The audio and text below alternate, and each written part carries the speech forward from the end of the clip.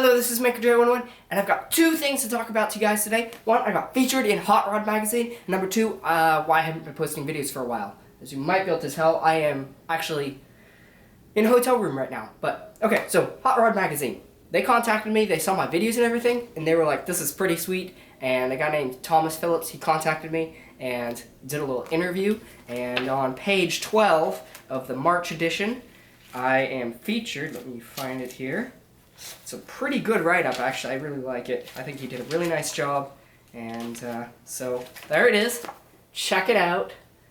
Now you guys should go buy this, I think, just to support me. Buy it via my kit.com store. So, by the way, kit.com, it's basically, I put in my Amazon affiliate information. And so if you purchase things via that website, basically using my Amazon affiliate links, then I get a 10% of that revenue because, well, you know, I don't make that much off of YouTube. I make maybe about between $400 and $500 a month, so it's not that much, but yeah, so that would help a lot.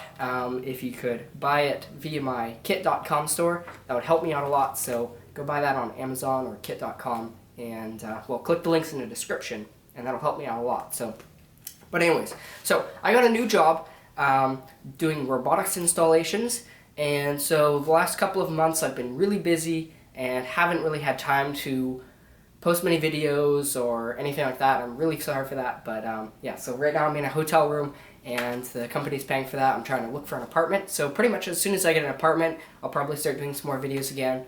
Now I do have some footage in the back that I could probably be using. I just have not had time to actually edit it, so hopefully once I get an apartment, I'll be able to have, well, for one, I only have my slow laptop that I have access to right now, and so it's really hard to edit video on that, and most of my video that I do have is back at my nice Ryzen computer, and so it's hard to edit videos. So really the only ones I can do are short videos, and so, but yeah, so that's what's up.